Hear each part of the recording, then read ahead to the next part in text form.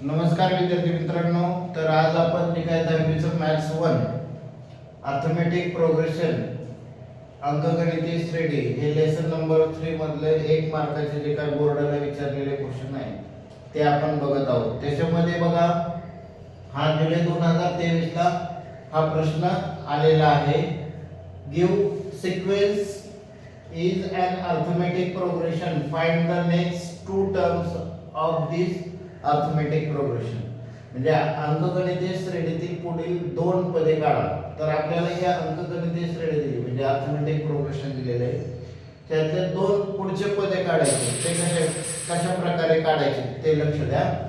तर याच्यामध्ये जे आहे तर आपल्याला डी बघायचं आणि डी बघितल्यानंतर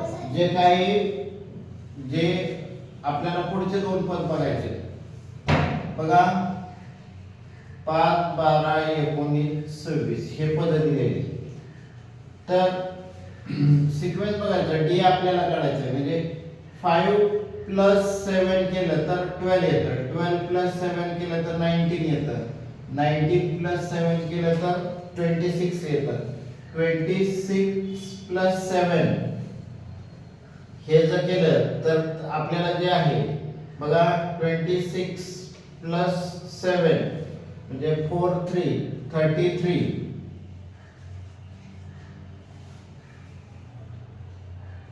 हे 4 + 3 33 + 7 केलं तर काय आपल्याला 40 पुढचं येतं। म्हणजे हे दोन जे काय आपल्याला पुढचे दोन पद मिळालेले आहेत।